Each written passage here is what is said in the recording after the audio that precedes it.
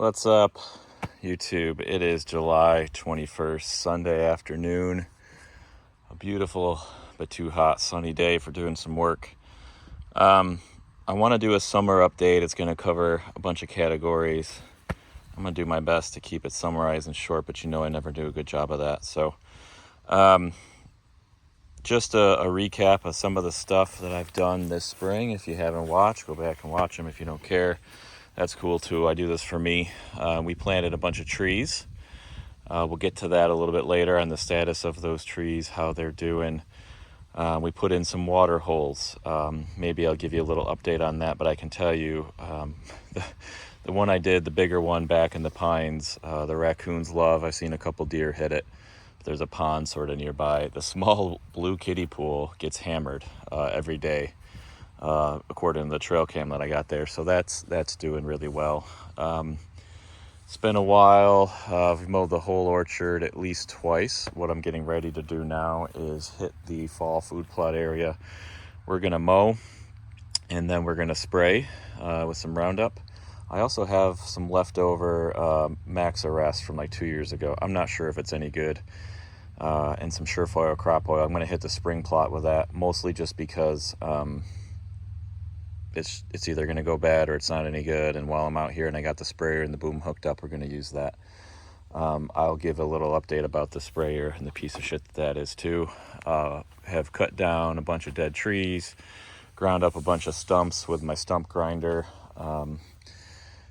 Generally okay reviews of the stump grinder. If I have time, I'll give you an update on that just so you get the make and model. I think it's a DG077 or something like that, but that thing when it's going, it does an okay job. I've broke a couple teeth on it, replaced those. I believe those are entirely my fault for hitting rocks, but they're not super durable. And if you have to lean it back to work on it, or lean it back like you would just to get it off the ground, the oil will shift towards the back, leaks out a little bit, and makes it incredibly difficult to start. You either got to top off the oil, let it set, rest for a while. There's obviously a motor failsafe in there, so that's really my only complaint with that. But it's made mowing and then will make disking a lot easier this year. So my Coons is still going strong. I know you see the bolts and the wrench out there. You're like, what's going on? Is anything broke? Earlier in the year, I did break my first belt. I found that off Amazon, rather cheap, but did slow me down because I had to wait for it to come in. And then I checked the specs. They do have specs on the tension spring, and so far I've been checking those the last, 10 or so hours. I've had the new belt on, no issues. It's within spec. I have no idea if the old one was in spec or not, so that could be entirely on me, as it says in the manual to watch out for that. But I did notice the other day, if you see, getting to the bolts and nuts here, I had 3 of these bad boys sheared off. So from hitting stuff, probably treating it a little rougher than I should. And so I just went to Lowe's. They're 3" by half, and they're 1/2" -13 nuts, I believe, off the top of my head. So, I mean, you're talking $2 in parts, if that. So not too bad, but I'm getting those on now. We're going to go mow. I'll give you an update in a bit. This is where we're starting. You can see this is actually not too high at all. It wasn't that long ago that I mowed it, but I'm going to mow and spray to get some better contact with the stuff on the ground. While we're transitioning from mowing to spraying, I don't know if I ever showed videos of these Chief River Nursery Doug firs. Got 8 of them along this line here. Eventually my goal is for a little privacy screen. Doing really well. My grandfather mowed over 2 of them, but even those look like they're coming back. While I'm here wasting gas, a bunch of different peach varieties coming in. I don't know, I used a different Bonide spray because the old stuff I couldn't get anymore. I don't know if it's that or luck, but oh my gosh, right? These are Wegmans quality, and they're juicy and they taste good. So I'm gonna eat one of these, chuck a couple rocks that I got in the field hook up the sprayer, then we'll go back. I'll show you what's at the clover plot. Okay guys, so magic video, mowing's done. I'm now loaded up with 20 gallons to do an acre of my my spring and clover plot. So as I mentioned earlier, I've got some max arrest. I'm supposed to kill broadleaf, some surefire crop oil, which is supposed to help it stick. Right now the pump's on recirc, that's why it's going on. You don't want your stuff to get all gummed up, so that's going to constantly keep it recirculating. That is a brand new pump. I'm going to make this a quick bitch just not to waste the battery here, but this is my third pump in as many years as I've owned this sprayer. I've emailed Fimco because there's a 2-year warranty. He sent me a diaphragm. I did replace that, my old one. It kind of helped, but would not bring it back to 100% pressure. And then another, I just bought a brand new one last year, and that one crapped out on me this year. So I have one half working pump and one brand new one. I've run copper through it. I have run a couple different orchard sprays, the Fruit Tree and Plant Guard by Bonide, and the old orchard spray, I think they call it, or Fruit Tree spray, which is no longer sold, and Roundup and this stuff. So what I'm maybe a little excited and hopeful about, because they're about $130, right? And you don't want a pump to be just like an annual disposable thing. It just shouldn't be made that way. What I'm hopeful about is when I looked up on Amazon, I ended up getting this one from Tractor Supply for a little bit more because I couldn't wait and I wanted to get this done today, is there's actually a different barcode, serial number, same manufacturer, part number and everything, but this might be hard to see. These numbers here are actually different than the old two. And on Amazon, there's a little quote that said, works with Roundup. So my suspicion potentially is that Roundup has been damaging these pumps and they have a fix. That's my hope. I guess we're gonna find out. I am gonna contact them though, just to see like what can I do with these old 2 pumps, you know? It's almost $300 worth of broken pumps that I really can't do anything with. And we're gonna cross our fingers because I haven't run the boom and since August of last year. I just used the wand for spraying the orchard. So we're gonna get going here just to not waste time, and next will be Roundup on the fall plot when we'll check in, let you know how it goes. So I got about 5 minutes in, and this is me problem, but just another reason why you always got to be looking behind you, because I've had those yellow spray nozzles pop off, hoses pop off. Haven't used this in so long, I forgot about the clamp. So ran up. Thank God I keep a box of just extra stuff. Now I am not at my house. I don't live where I do all this work, and you know, you think I'm good, I can prep everything. I keep a box of just extra parts and stuff. You know, probably your grandfather, you make fun of him, or your dad because he's a hoarder. You're like, man, those things, I can't tell you how many times this little cheap Amazon toolkit, which is junk, but for emergency stuff, especially with pumps. Oh my God, it's way cold. We'll go back on the road here. All right, so that was a success. I was kind of rushing through this last time, but didn't have any issues besides my brain fart. All my nozzles worked well, and this has been sitting, being stored. Looks like I got some mud on something from something, but my hose and my nozzles are all intact. You just got to be careful because you know you got that 7-foot boom. So this is the north end of the spring plot. Nothing ever really grows here. I will say this too. Deer have absolutely, and I have cameras on both my plots, a couple different spots in the orchard, have been hammering this clover plot. It doesn't look great and sexy anymore. I mowed a week ago, and I maybe should have waited another week, but time, right? We're going away to the Adirondacks for a bit, and then when I get back, my kids start football, and it's 4 nights a week, and I'm involved in the board, and a lot of stuff happens, so this is a time thing. I've mowed twice at about 8 inches, so my mower's highest setting, because you're not trying to mow your clover, you're trying to get all the tall stuff. Last year, what I really struggled with, and it looks like this year as well, is Queen Anne's lace. When I sprayed 2 years ago, the max arrest didn't touch it. It's supposed to get broadleaf grasses and stuff, everything but the clover. Looks like we might have had a bandit try to break into my pear tree here. So I'll fix this up while I'm here.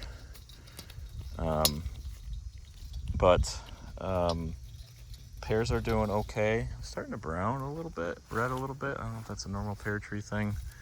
Do have 1, 2 pears. These are year 2 pears from Lowe's. The one there, the one I was just looking at, and then the 2 additional ones, which are more green, are also Bartlett's, but I believe they're yellow instead of red. Those should have been fenced a little earlier than I got them. The spray has done really well. So I'm just gonna ramble while I drive here. Talk about other trees. So this is also pear loaded. Wild, I think. Get some good action. And I'm not gonna talk too much about the trees. I've already talked a decent amount about them in prior videos. But these chestnuts, who are normal from Chestnut Hill, what they call them, Dunstan Chinese hybrid chestnuts, and the other 2 are late drop, doing really, really well. This is the watering hole I was talking about. It's muddy, but the deer have been hitting it. And if we do take a second and you don't look at all the brown, which is mostly dead grass, you can still see the clover and the chicories doing really well. I can't remember my last update, but I planted 7 persimmons. They never leafed out. Whitetail Hill was great. I emailed about them because I don't know persimmons, thought maybe it would take a bit. They said nope, if it didn't happen, full refund. And I say full refund, I will say store credit. So I'll probably buy those again. I really like the idea of persimmons, actually, even from like a human perspective, reading about how delicious they are, but why you don't really see them in grocery stores or hear much about people eating them, and because of 7. I haven't messed with the grow tubes because nothing's growing in them. How you hear about how they don't stay on the shelf. You basically have to pick them and do something. And then real quick here, for a couple $100 or less, I bought 7 white oaks, 2 white oaks, 2 red oaks, and 3 swamp whites. Swamp whites are in the woods. Now these have been sprayed because they were getting eaten up a little bit. There's been no growth since maybe week 3 or 4 of planting, but that's normal as we get into summer. I'm gonna do a little roundup here as well, but these are doing really well, look very healthy. You see a grow tube up there, I mentioned earlier, Chief River Nursery, where I got my Doug firs from. I also bought 4 white oaks. And this is going to be a great case study because I planted some 3 to 5 year old roots and planted some bare roots, and these are already 4 feet. There's one here, 4 way over there, and 1 up there. That one up there is the only one that didn't make it. Don't know if they have a warranty. I know it's not 100%. So 1 out of 6 to me is not too bad. So there's another white oak, and that's a red, and that's a red. So I am now gonna fill myself up with some Roundup, and we're gonna make our way over to the fall plot. So I'm just rinsing before I do Roundup. The thing with pumps is they get gummed up, mixing with things that they shouldn't. So I don't know how it will react with the arrest with the Surefire crop oil. But if you're curious, because I'm not wasting anything but water right now, that's what the spray pattern looks like. Like I said, I'm lucky.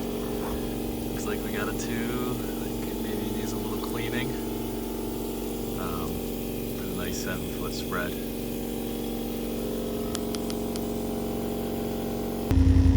Alright, this might be the last one of the day. We'll see if I do one more as we get ready to do the food plot. Just want to also share an update on my plum trees. This one I thought had 1 or 2 in it. Holy shit, now the sky looks like it's turning. That would be my luck if I put down about $100 worth of Roundup and have it rain, which it's not supposed to. But I do have some plums that are coming back after dealing with black knot, heavy pruning. You can see from before this whole field, not everything that's mowed here, but a good chunk of it will be my acre plot, and over there we'll do a half acre. This may be the last year I do this much. I'll probably always do some level of small plotting, depends on how much work is involved, what's going on in my life at the time. The apples, you can't tell because a lot of these are green, but apples are phenomenal this year as well. The first year, not a lot of action in my fall plot. Second year, some, but still not great.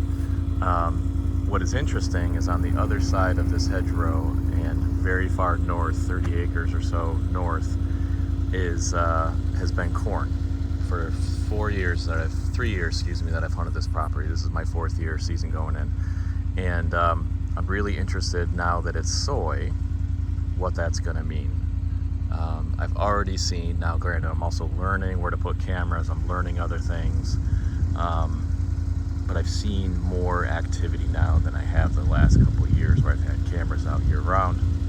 Those are chestnuts back there in the tubes, maybe you can see in the cage. They're also doing really well after spraying, came back really well as well. So gonna get this down just in case it rains. Keep your fingers crossed for me. It doesn't look too bad, but that's my luck. So we got about 20 gallons in here. I think I've done 10 in the past. I couldn't remember, so I played it safe. Usually what this means for an acre and a half for me going at 5 to 7 miles an hour is 2 passes. So I like doing 2. That way I think if you're doing a little bit of overlapping, missing some spots here and there, you got better coverage. So we're gonna do that, and I think there's one small ash, you can't see it here, that fell down over there. Cut that off real quick, get it out of the way, pick some peaches, and drink some cold beer. For a little time stamp, if you ever come back to this, while I was doing this, I found out that Joe dropped out of the race. So that's a little, not a little, that's a pretty monumental thing in U.S. history. We'll see. I haven't seen yet who's going to replace him. So I won't get into politics, but my phone was going nuts. I had to check to see if it was wife or kids, and that's what it was. So if you're not into that, distract yourself with food plot work. It's a lot more fun.